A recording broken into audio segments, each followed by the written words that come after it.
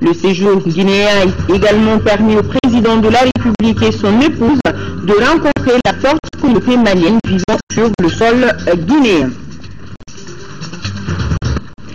Mesdames et messieurs, bonsoir. Merci de nous rejoindre sur l'ERTM. Le Conseil des ministres aujourd'hui à Koumba sous la présidence du chef de l'État, Ibrahim Boubacar Keïta. Nous vous donnerons lecture du communiqué issu de ce conseil au cours de cette édition ou dans un flash spécial. Le chef de l'État a reçu en audience tout à l'heure l'ambassadeur de Chine au Mali. Au cours de la rencontre, il a été question du renforcement de la coopération bilatérale entre les deux pays. Le diplomate a fait savoir que son pays mettra tout en œuvre pour aider le Mali dans sa phase de stabilisation. Écoutons l'ambassadeur chinois à sa sortie d'audience. Il est au micro de Daouda Sidiki Diarra. Passé le congé de cette année, avant mon départ, échanger tout point de vue sur notre coopération bilatérale. Le président m'a encouragé de avancer davantage la coopération. Et il a bien apprécié la coopération bilatérale. Je pense que, comme je dis, nous allons continuer à soutenir le Mali dans sa reconstruction et aussi pour la stabilité. Nous avons engagé 395 soldats dans la MISMA. Ils sont basés à Gao. Je crois que c'est les efforts que la Chine de soutenir le Mali pour la paix et la stabilité au nord. Donc je crois que dans ce domaine, on va continuer à bien coopérer dans le domaine bilatéral et multilatéral. Le président de la République a donc bouclé ce mercredi sa visite d'État en Guinée, une visite qui a été sanctionnée par la signature de 2 protocoles d'accord, un communiqué conjoint et une conférence de presse. Un point de presse animé par le président Ibrahim Boubacar Keïta et le président guinéen Alpha Condé. Nous faisons le point avec nos envoyés spéciaux Dey Sissoko et Dembawana. La signature de 2 protocoles d'accord dans les domaines de l'hydraulique et des transports est venue renforcer la bonne coopération existant entre le Mali et la Guinée. Le premier volet énergie et hydraulique concerne le barrage en construction de Fourmi en région guinéenne qui pourrait servir le Mali. L'accord concerne également la lutte contre l'ensablement du fleuve Niger. Le domaine du transport entre les deux pays connaîtra une amélioration, notamment sur le corridor Conakry-Bamako avec les entrepôts maliens qui viennent d'être inaugurés sur le site de Frigadi et qui pourront concourir à faciliter le transport de marchandises. À cela, on peut ajouter le chemin de fer Conakry-Cancan qui pourrait être prolongé sur le Mali. Au cours de cette visite, les 2 chefs d'État ont eu des entretiens fructueux sur des questions d'intérêt commun relatives à la coopération bilatérale, à l'actualité africaine et internationale. Dans le communiqué final, ils s'engagent à intensifier, entre autres, le volet sécurité qui a été longuement abordé pendant le séjour. Le plus important pour nous, pour le moment, c'est vraiment d'apporter notre soutien que l'autorité du gouvernement malien s'est ensemble du malien.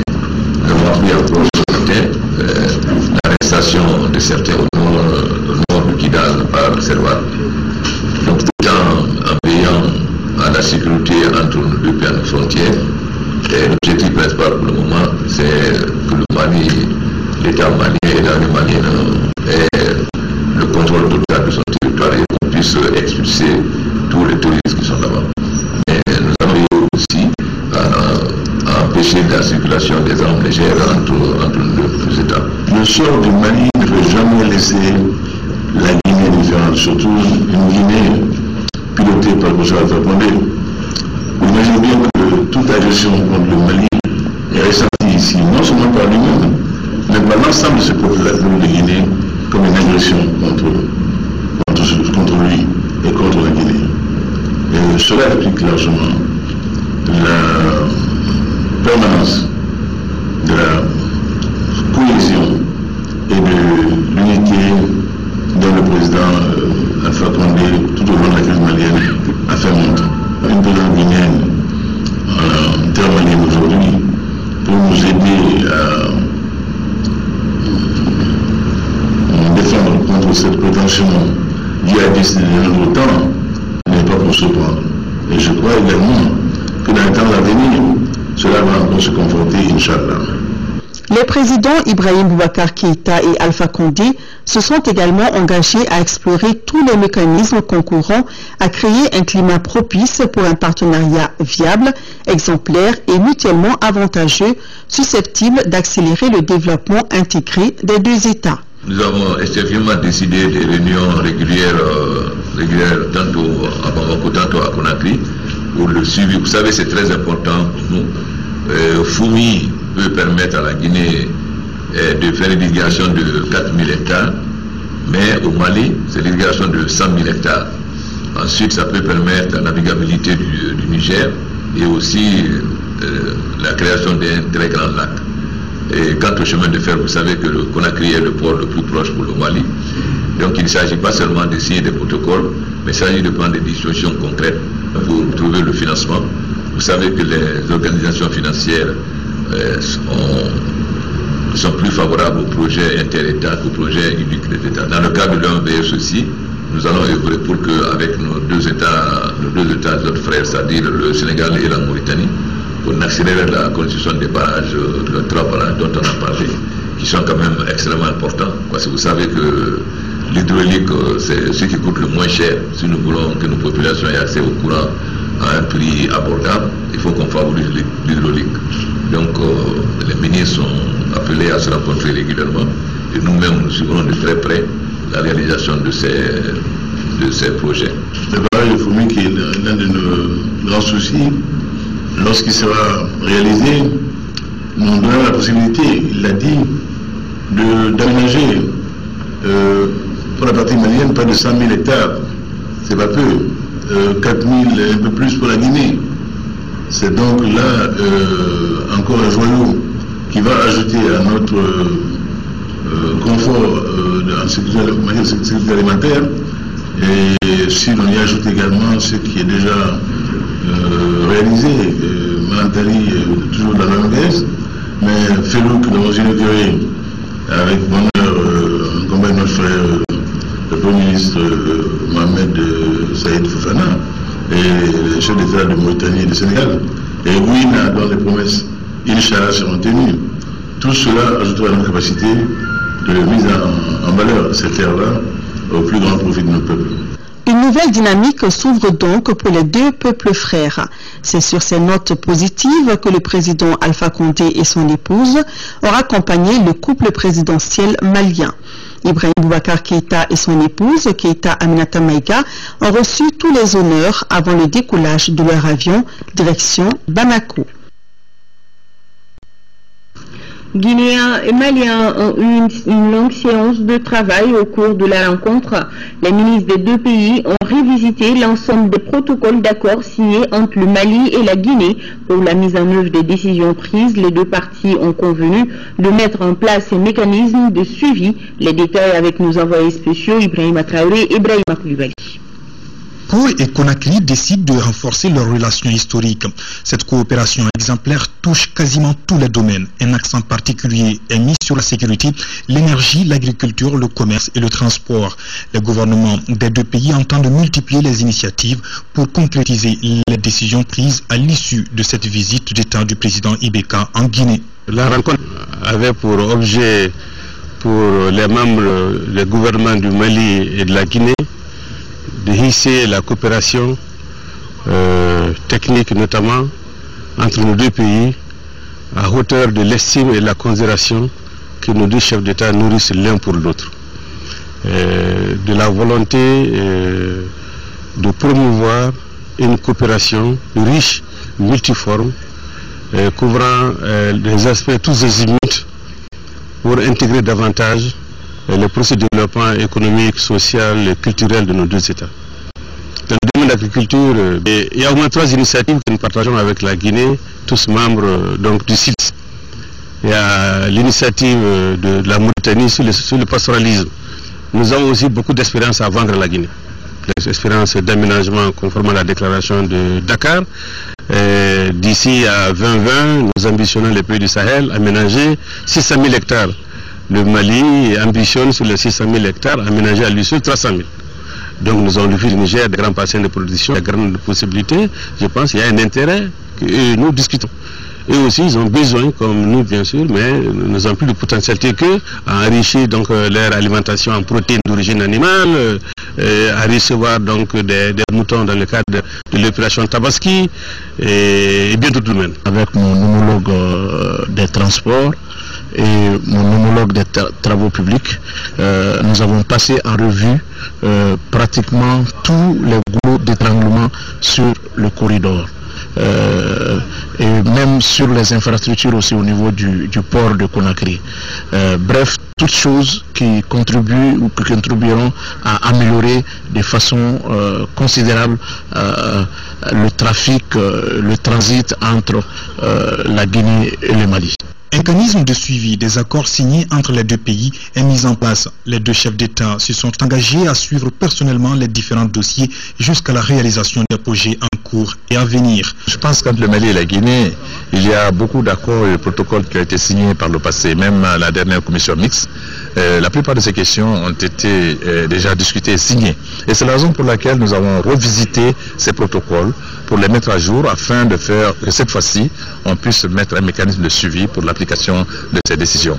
Et je crois qu'il y va de l'intérêt des deux pays que cela soit suivi. Le Mali et la Guinée ouvrent ainsi de nouvelles perspectives dans leur coopération bilatérale. Une volonté politique des présidents maliens et guinéens qui vise à soulager davantage les populations de ces deux pays qui ont tout en partage.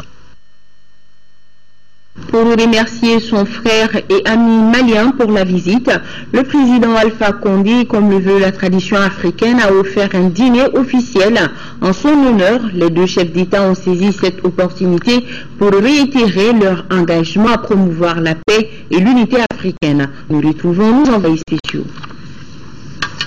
Toast pour magnifier la coopération entre le Mali et la Guinée-Conakry, mais aussi pour promouvoir la paix et l'unité africaine. Au cours de ce banquet, les présidents maliens et guinéens ont affiché toute leur détermination à travailler ensemble pour le bonheur des populations.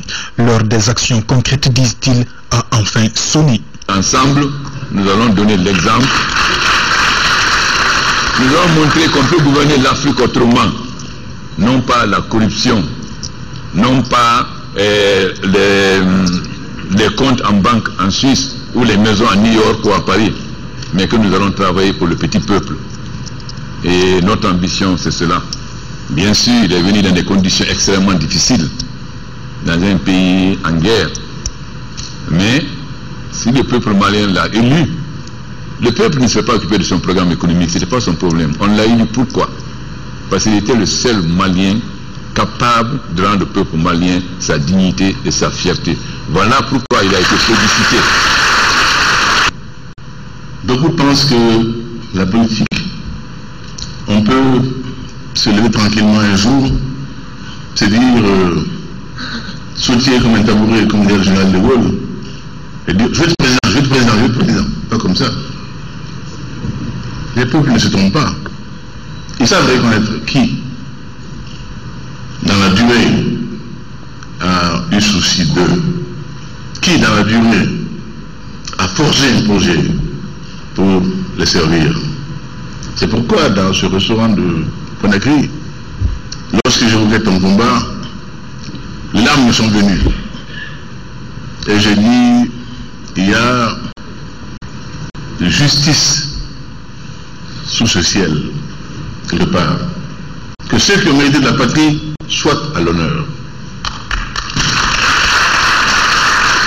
Aussi simple. Aussi simple. Aucune combine, aucun message en charge de le porter. J'ai dit simplement ce que j'ai vécu, ce en quoi je crois, ce dont je savais qu'il s'est porté au pays.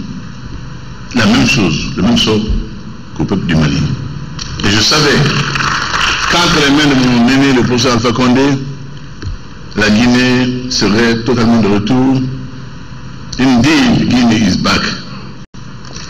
Is back. Et pas de manière factice. Non, de manière forte. Ce dîner officiel était riche en couleurs, avec la présence du mythique groupe Bembea Jazz. Toute la soirée, il a chanté et rappelé les liens fraternels et historiques entre le Mali et la Guinée-Conakry.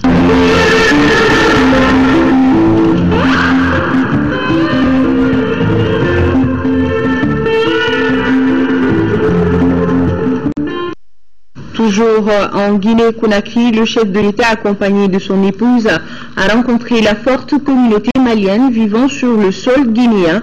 La paix, la cohésion, la lutte contre la corruption et l'impunité ont été les principaux sujets abordés. Des Sissoko et Dembawan ont suivi la rencontre. Les Maliens de Guinée ont exprimé leur fierté d'appartenir à une grande nation qui a retrouvé sa place sur l'échiquier international.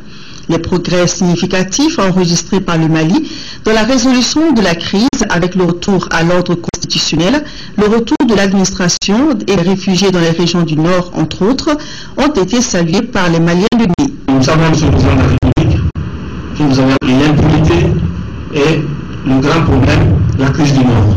Nous vous soutenons dans cette lutte. C'était aussi l'occasion de saluer la coopération entre le Mali et la Guinée. Une coopération que le président de la République, Ibrahim Boubacar Keïta, jugera d'historique et de fraternelle. Entre la Guinée et le Mali, il peut y avoir l'ombre d'un nuage. Ces relations, nous l'avons hérité en vérité. Je pense que quand on parle de l'Afrique de l'Ouest, quand on parle du Mali et de l'Ouest africain précolonial, ces deux pays étaient confondus.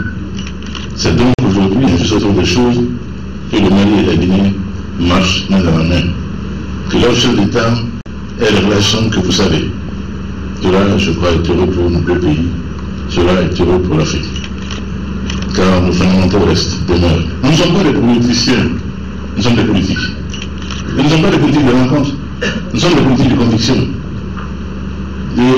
Qui nous sommes formés pour servir nos peuples. Concernant l'actualité brûlante du pays, Ibeka dira que la seule chose qui compte aujourd'hui et qui est indispensable et incontournable, c'est la paix. Et pour cette paix, il ne ménagera aucun effort.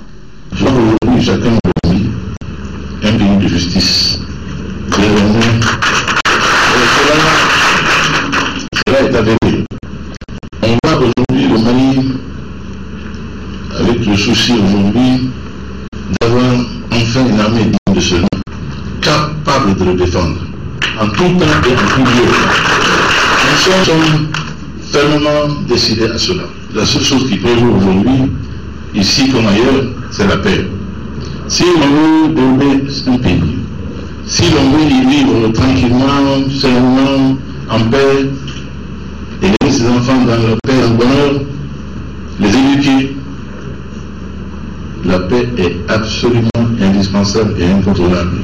Rien de beau, de durable, de bien ne peut se faire sans la paix. Et nul ne peut et ne doit remettre en cause l'intégrité territoriale du Mali. Pas un pouce. Tout Malien se donne le nom. Et résolument et définitivement. Dès lors, ce que je dis, je le dis en mon nom, lieu et place. Je le dis avec la ferme conviction que c'est un message adressé au monde entier. Rassurés par les mots du chef de l'État, les Maliens de Guinée lui ont réaffirmé leur disponibilité à l'accompagner dans ses ambitions de l'excellence et de la bravoure.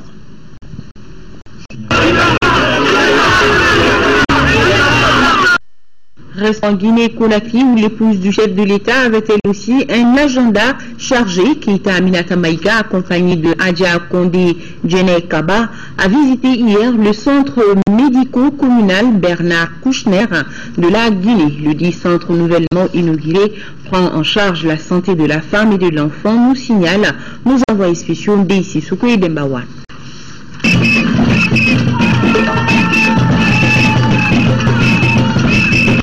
C'est un centre flambant neuf que les deux premières dames, Keïta Aminata Maïga et Adja Condé Djené Kaba, ont visité ce matin.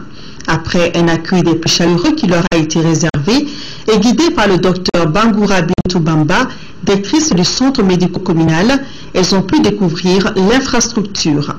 L'établissement sanitaire qui porte le nom de son initiateur, Centre médico-communal Bernard Kouchner, a été inauguré ce 8 mars par le président Alpha Condé. Un centre offert en guise d'amitié par l'ancien ministre français et qui aidera les autorités à réduire le taux de mortalité maternelle trop élevé en Guinée. En Afrique de l'Ouest, la Guinée est le pays où il y a le plus de décès maternels et infantiles. Et ça, c'est intolérable. Parce que lorsqu'une femme est enceinte, la famille est contente, on pense à ce que la famille va s'élargir et tout. Quand il y a des bébés, la maman meurt. Après, ça entraîne tant de misère qu'il faut lutter contre ça. Surtout que c'est avec des petits moyens, c'est pas des histoires de gros sous, hein, c'est des questions de suivi des femmes en grossesse pour le moins de soucis et tout de suite une prise en charge est enclenchée et le problème est terminé. J'ai pu visiter ce bijou dans ce centre mère et enfant. Vous savez que la santé mère et enfant dans le pays mondial, c'est une structure, je dirais, très structurée, parce que vous avez jusqu'au laboratoire, et vous avez des salles de réveil pour ceux qui viennent accoucher, vous avez des salles de préparation. Vraiment, c'est un bijou qui vient d'être ouvert, je pense que c'est le 1er mars. Je souhaite en tout cas qu'il demeure un bijou, ça je l'ai dit aux femmes. Financé à hauteur de plus de 9 milliards de francs guinéens, le centre de santé est un bâtiment R+2, composé de toutes les commodités indispensables. Des commodités en gynécologie, pédiatrie et dans d'autres pathologies se feront à des suivis de grossesse. Et tout cela entièrement gratuit. C'est donc le cœur plein de joie et d'espoir de l'amélioration de la santé des femmes et des enfants que les 2 premières dames ont quitté le centre de santé médico-communal de Guinée. Toujours avec l'épouse du chef de l'État, Keïta Aminata Maïga, a visité le musée national et le jardin du 2 octobre. La dame de Biarlaïna et apprécié les infrastructures du jardin du 2 octobre qui offre un espace de divertissement aux enfants et aux parents. Des Sissoko Dembawan était de la visite. C'est une véritable plongée dans l'histoire du Mandé que les 2 premières dames ont effectuée au musée national de Guinée. Riche de sa culture et de son histoire, le musée national de Guinée est scindé en 2 parties. La première met en évidence le patrimoine culturel ancestral de la Guinée. Ici, Keïta Aminata Maïga et sa sœur, Adja Kondé Djenikaba, ont pu admirer les symboles de la fécondité ou encore de la puissance. Les instruments utilisés pendant les cérémonies traditionnelles comme le tambour ou encore les poteries qui servaient pour la boisson, les médicaments et la nourriture utilisés par les femmes de l'époque précoloniale, entre autres. La deuxième partie du musée est consacrée aux grands empires qui se sont succédés et là, l'on peut voir à quel point le Mali et la Guinée sont liés par l'histoire. Par exemple, le village de Niani, situé actuellement en Guinée, était au XIIIe siècle la capitale de l'immense empire du Mali, fondé par Soundiata Keïta, lui-même né à Niani dans le royaume du Mandé, actuelle Guinée. Ce pan de l'histoire du pays a fortement intéressé l'épouse du président de la République, Keïta Aminata Maïga. Le musée nous a fait revisiter l'histoire du Mali. Nous savons que la culture est un pan très important du développement. Je crois que je l'avais déjà visité il y a quelques années. Ce n'était pas comme ça et j'ai dit mes encouragements à la directrice et à son équipe. La visite s'est poursuivie au jardin du 2 octobre. Créé sous le régime du président Feu Ahmed Sékou Touré, le jardin du 2 octobre est constitué d'une garderie, d'une école primaire, 3 restaurants, un espace culturel et beaucoup d'autres lieux de divertissement pour les enfants et leurs parents. Le premier lieu qui a attiré l'attention des premières dames a été les classes du primaire. Et là, elles ont été accueillies par les tout-petits, tout heureux d'avoir de la visite. Si les enfants du primaire étaient très actifs, ceux de la crèche, eux, faisaient leur petite sieste. Même si certains d'entre eux, curieux de savoir ce qui se passe et encore mal réveillés, ont tenu à être témoins de la présence de nos premières dames. Keïta Aminata Maïga a bien apprécié l'ambiance au sein de l'établissement scolaire. C'est un jardin d'abord de loisirs où les gens peuvent venir, mais c'est également une école qui vous prend quand même l'enfant, le bébé jusqu'au CP1. Donc en première année, comme on dit chez nous, je pense que c'est très important parce que c'est un secteur éducatif, un cadre éducatif et j'encourage vraiment ma sœur Déné qu'elle prenne ça en charge, parce que moi je crois fortement à l'éducation. Je pense que c'est la base de tout. Donc si on prend les enfants dès le bas âge, à les éduquer, à être propres, à se préoccuper de leur avenir, je pense que c'est très très important. Et je dis bravo aux femmes, parce que la structure est bien entretenue, elle est propre, il faut continuer. Il faut continuer. Et j'ai l'habitude de dire que les femmes ont un pouvoir. Le pouvoir c'est quoi? Parce que la femme met au monde et le garçon et la fille. Et c'est l'éducation que la femme va donner à l'enfant qui fera que le pays va être différent. Donc bravo, en tout cas tous mes encouragements, et merci à ma soeur, merci pour tout. Pour faire honneur à l'invité de marque, la mobilisation a été grande. Des artistes de renommée internationale, parmi lesquels l'artiste malienne Yaye Kanouté, se sont succédés pour rendre la visite plus agréable. La journée s'est terminée par un déjeuner offert par Adja Kondé Djene Kaba à sa sœur Keita Aminata Maïga. Ici à Bamako, le représentant spécial de l'ONU au Mali a rencontré les présidents des commissions de travail de l'Assemblée nationale. L'objectif était d'informer les parlementaires sur les missions de sa structure. Écoutons-le au micro de Moussa Fani.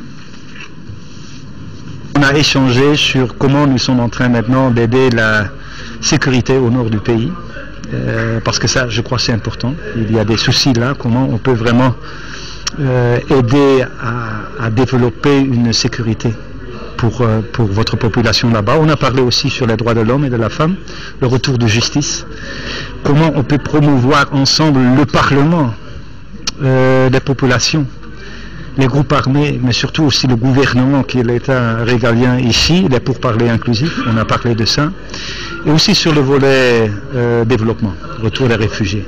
Je crois que le plus important, c'est le paix à Kidal, la réconciliation et le retour de l'État. Ce sont les trois priorités cruciales. Maintenant, comme nous parlons, il y a des avancées sur le niveau de cantonnement. On a juste fait un accord informel. Je crois que ça, c'est important, que les gens sont cantonnés. Le deuxième, c'est aussi que nous avons beaucoup maintenant des patrouilles de nos forces tchadiennes, sénégalais, aussi les forces maliennes, mais aussi ce qui est important, c'est le dialogue pour assurer que vraiment cette souveraineté de l'État revient dans l'intérêt de paix sociale dans tout le Kidal. Je crois qu'il y était beaucoup des avancées dans les derniers mois. Il faut c'est pas seulement le Kidal, mais c'est aussi la région de Tessalit, de Gao. La paix ne se fait pas en 2 jours, mais il faut avancer. Le président du Conseil économique, social et culturel a successivement aujourd'hui le nouvel ambassadeur de l'Amérique Sud, la directrice générale d'Ecobank et les membres du réseau des jeunes diplômés sans emploi du Mali. Le compte rendu de Le Pretoria est les premiers à être reçus par le président du Conseil économique et la nationalité ont échangé sur les raisons de notre plan d'investissement de l'économie nationale et consolider les rapports sociaux entre Sud-Africains et ma visite chez le président, c'était lui faire part de mon métier d'ambassadeur et surtout de prendre conseil auprès de lui. Il a déjà une grande expérience avec des investisseurs sud-africains, des investisseurs américains. C'est des projets qui doivent être repris par une sortie de non-crédit. La directrice générale d'Ecobank nourrit la même ambition. Elle est la deuxième personnalité reçue par les amis. C'était déjà une visite et également pour la compagnie. Mettre en place le plus rapidement possible le dispositif qui permet d'aller progressivement vers la durée retenue dans la Convention. C'est écrit 15 jours, donc nous allons essayer de venir vers 15 jours. Les pharmaciens ont également demandé la mise à leur disposition de la liste des prestateurs d'ordonnance. Le ministre de l'Urbanisme et de la Politique de la Ville, Moussa Mara, poursuit sa tournée de la capitale dans le cadre de la protection des équipements publics. C'est à la mairie de la commune 2 qu'il a rencontré les populations. Abdraman Maïga, reportage. Le ministre Moussa Mara était venu expliquer aux populations de la commune 3 du district de Bamako la toute nouvelle vision de son département, celle visant à acquérir une large implication des collectivités dans la préservation et la protection des espaces verts. Et pour cause, ces équipements publics destinés à offrir aux populations un cadre de vie agréable sont de plus en plus menacés. Sur les 1597 équipements publics que compte la ville de Bamako, seulement 261 sont aujourd'hui disponibles. Les équipements publics sont indispensables à la vie en collectivité. Les équipements publics, c'est tout ce qui est prévu dans une collectivité pour rassembler les membres de cette collectivité, soit pour les soigner, soit pour les éduquer, soit pour les égayer, soit pour que les gens puissent se reposer, soit pour que les gens puissent commercer. Pour assurer une bonne gestion de ces équipements publics, un plan d'action vient d'être élaboré par le département de l'urbanisme et de la politique de la ville. Et sa mise en œuvre selon Moussa Mara passera par 2 stratégies, à savoir l'adoption d'un décret présidentiel et l'implication des collectivités à la préservation de ces espaces. À la fin de cette rencontre, nous allons écrire le maire et lui transmettre la liste de ces 25 équipements publics. Et nous allons lui transmettre cette liste en 50 copies pour que tout le monde puisse avoir cette liste. En plus des exposés préliminaires, l'assistance a eu droit à des questions-réponses. Ce face-à-face avec le ministre Mara lui a permis d'avoir une vision claire de cette politique.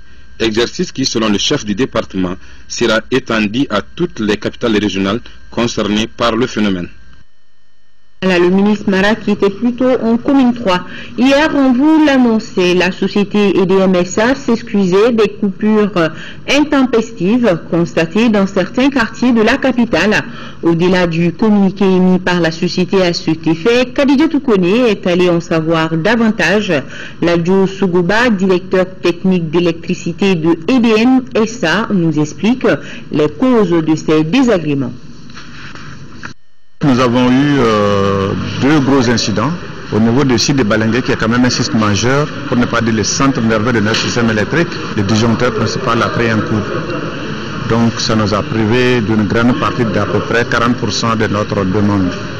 Donc ça a impacté sur la couverture de la demande en attendant que le disjoncteur soit dépanné. Donc vu l'urgence, nous avons essayé de faire un dépannage provisoire pour alimenter la clientèle, au moins alléger la population, et ensuite nous allons prendre les dispositions pour corriger ce défaut qui est apparu. Le deuxième incident, c'est à Dar Salam, c'est une arrivée principale aussi qui relie Dar Salam à Lafiabougou, qui est une liaison majeure qui alimente toute la zone commerciale. Donc nous avons une arrivée principale qui a pris feu, la cellule carrément cramée, donc les équipes sont sur place en train de faire les travaux. Et en principe, aujourd'hui, on doit pouvoir terminer les travaux d'ici si on n'a pas d'autres difficultés. Mais un autre point reste, c'est un défaut d'un câble sous le sol entre la Fiabougou et DCO, la zone du Coroné-Para.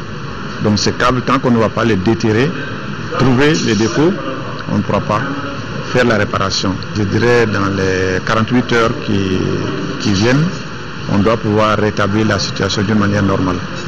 Au niveau du poste de Balengue, où nous avons la ligne principale 150 qui arrive, il faut quand même dire que le disjoncteur, il est assez vieux, de date de 79. S'il n'était pas très bien entretenu, il ne tiendrait pas jusqu'à ce coup.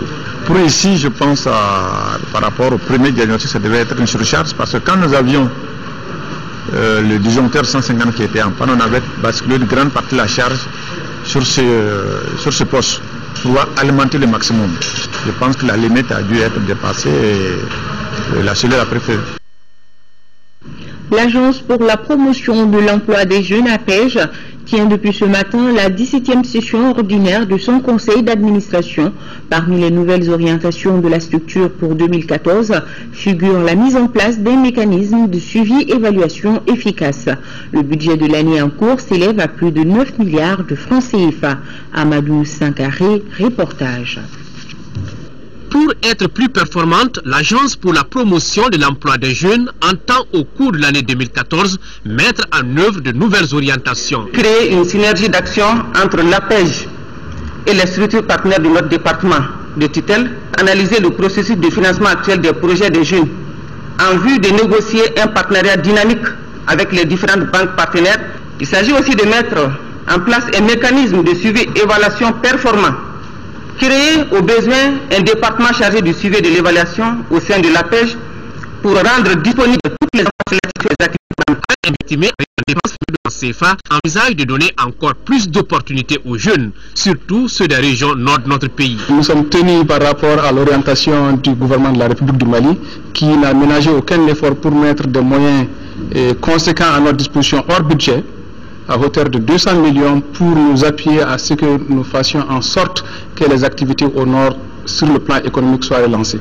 Donc, par rapport à cette situation, nous avions bien voulu nous-mêmes penser à soumettre un programme, un plan, un budget spécifiquement dédié aux activités de haute intensité de main-d'œuvre qui permettront sûrement de relancer dans la mesure du possible pour que dans les régions du Nord et même le reste du Mali, que la relance soit effective. Au cours de cette 17e session, les administrateurs ont insisté sur la dynamisation du partenariat qui existe entre la pêche et le Conseil national du patronat du Mali, compte tenu de son rôle dans la création d'emplois pour les jeunes.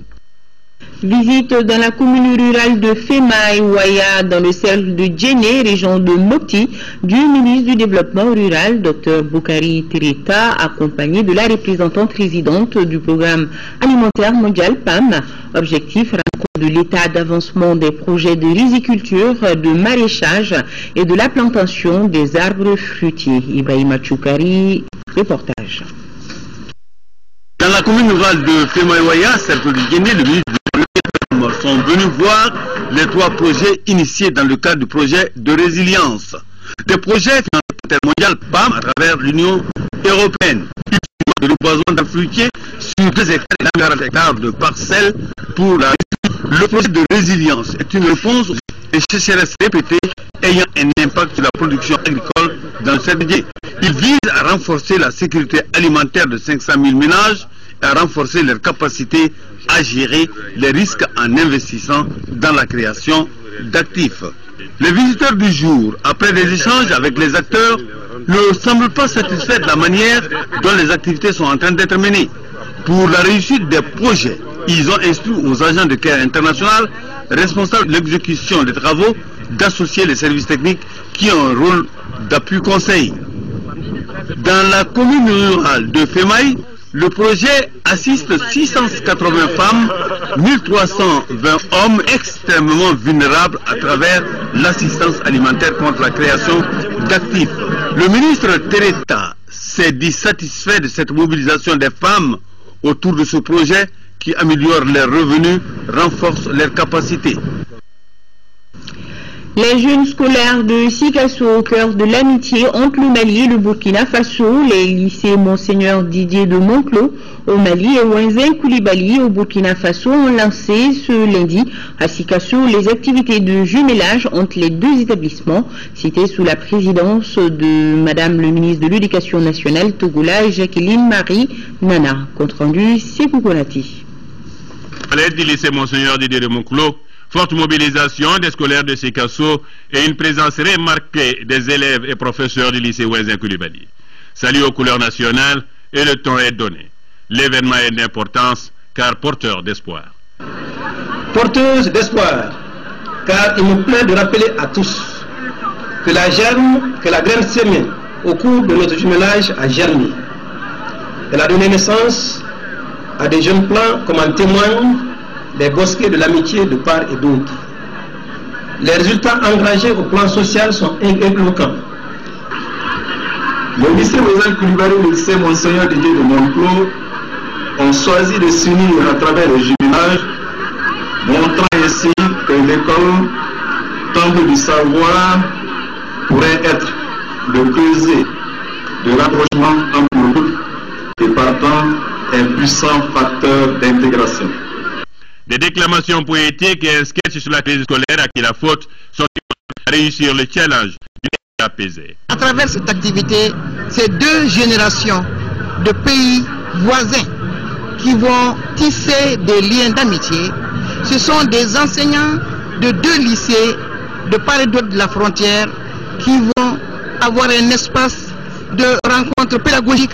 L'activité culturelle et pédagogique pour cette édition du 12 mars, Journée mondiale du comme l'occasion opportune pour le coordinateur du programme national de l'université, vous savez, d'animer une conférence débat.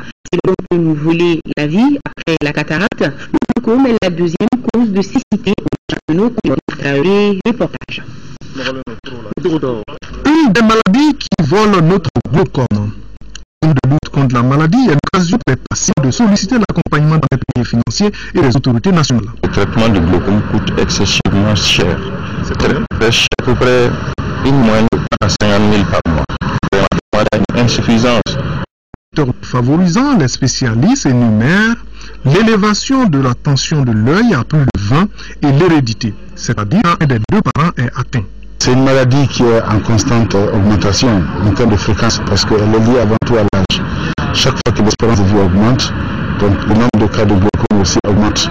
Toutes les personnes, quel que soit leur sexe, à partir de 40 ans, doivent faire au moins une consultation ophtalmologique pour se situer par rapport au glaucome. Et du coup, si la personne est atteinte de glaucome, court 2 fois plus de risques que les autres. Le normal de l'œil varie entre 10 et 20.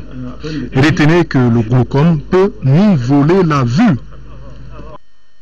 La lecture à présent du communiqué du Conseil des ministres qui s'est tenu aujourd'hui sous la présidence du chef de l'État Ibrahim Boubacar Keïta. À mes côtés sur ce plateau, Ibrahim Adjombélé, bonsoir. Bonsoir Nianiadou Traoré. Avec vous donc le contenu du Conseil. Tout à fait, mesdames et messieurs, bonsoir. Au chapitre des mesures réglementaires. Sur le rapport du ministre de l'Urbanisme et de la Politique de la Ville, le Conseil des ministres a adopté un projet de décret portant approbation du schéma directeur de l'urbanisme de la ville de Diré et environ. La ville de Diré, chef-lieu du cercle et de la commune de même nom, a été dotée d'un schéma directeur d'urbanisme en 2001 pour une durée de 20 ans.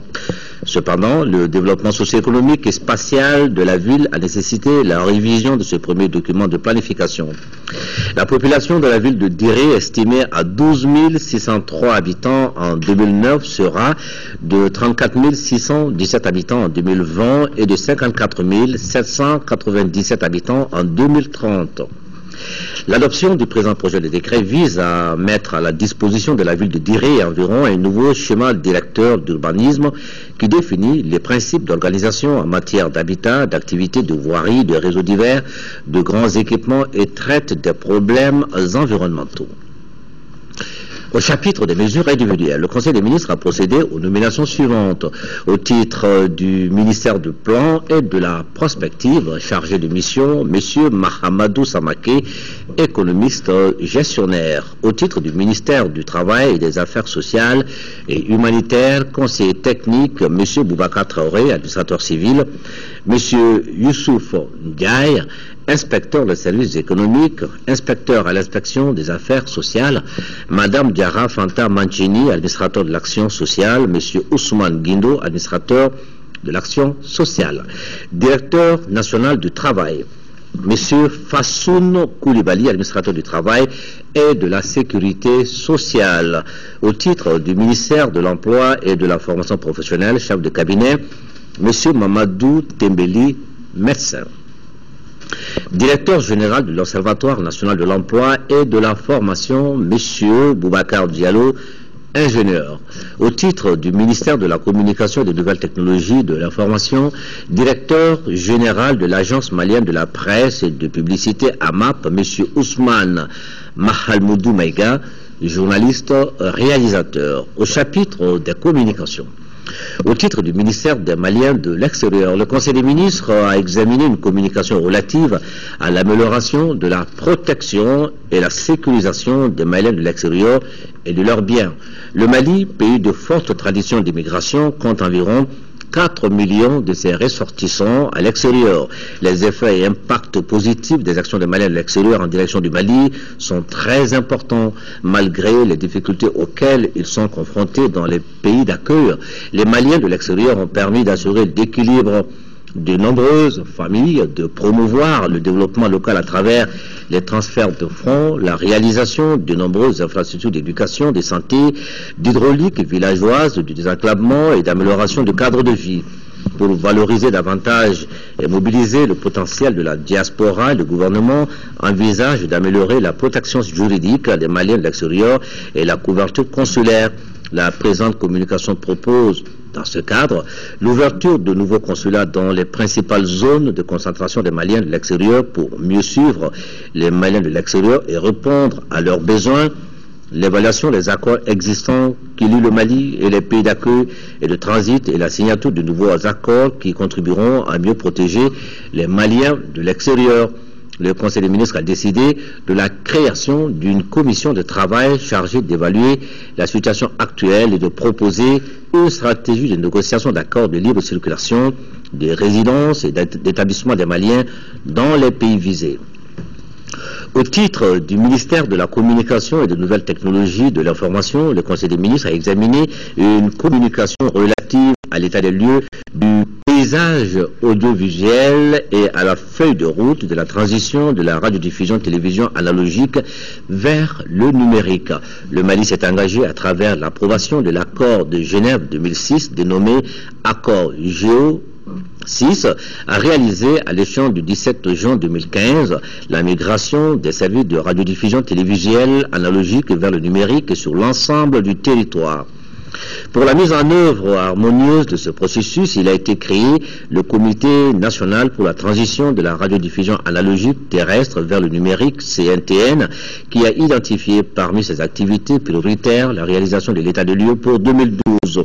Malgré la perturbation de ces activités par les événements survenus en mars 2012, le comité ad hoc mis en place pour accélérer le processus a élaboré un rapport sur l'état des lieux du paysage audiovisuel et formulé des recommandations.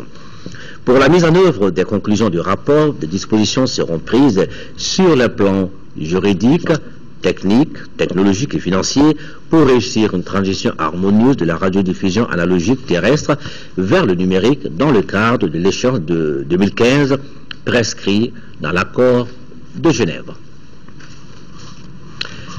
Voilà, Nyanya Alou Traoré, ce qu'il fallait retenir du Conseil des ministres de ce mercredi. Merci Ibrahima, et nous allons boucler le journal ensemble. Tout à fait. Voilà, c'est la fin de cette édition. Demain, premier rendez-vous avec l'information, 10h avec Amara Malé Diallo, ainsi qu'à 13h pour la grande édition. Tout le plaisir sera pour moi de vous retrouver. Grand merci à vous qui nous suivez de Gao, Tombouctou et Kidal, c'est au nord du Mali. Bonsoir à tous. Bonsoir également à vous.